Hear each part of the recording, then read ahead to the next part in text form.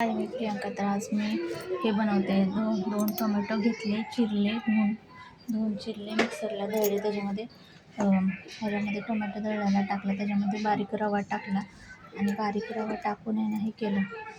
बारीक रवा टाकला, थोडंसं बेसन टाकलं, बारीक रवा, बेसन आणि नंतर गव्हाचं पीठ थोडंसं टाकलं. त्याच्यामध्ये मीठ टाकल्यानंतर थोडासा जिरा टाकला, ओवा टाकला, आपली लाल तिखट चटणी टाकली, मीठ टाकलं आणि ते चांगलं मळून घेतलं.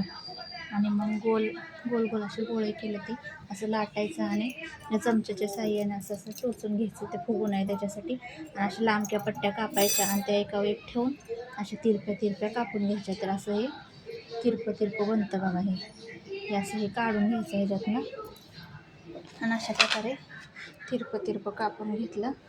तर अशा प्रकारे मी घरी हे बनवते.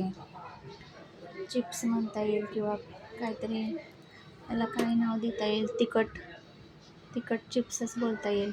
तर अशा प्रकारे बनवलं आहे. तर हे आता तळून घेऊयात आपण. तर मग ते चाळणीमध्ये ठेवूया आणि तळून घेऊया. हे चाळणीमध्ये ठेवून तेलामध्ये टाकायचं आणि तळून घ्यायचं. तिखट चिप्स पण म्हणू शकता आपण मला.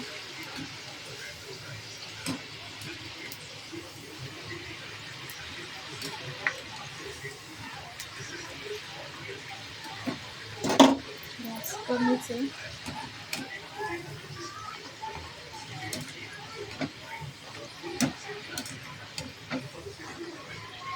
हे अशा प्रकारे बनवले बघा.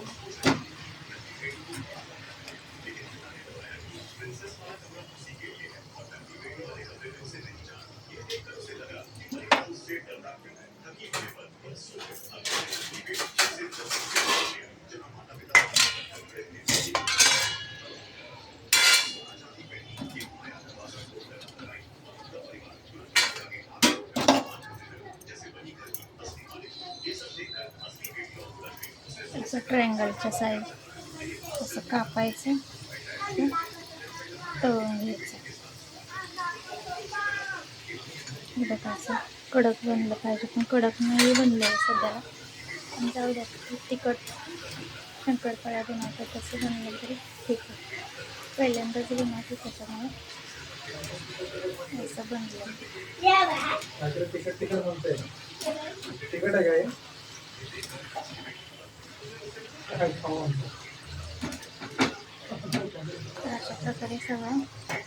अशा प्रकारे हे सगळं लाटून घेणार. अशा प्रकारे त्रिकोण कापणार, एका पट्ट्या करून असं तळून घ्यायचं. हा टाकले.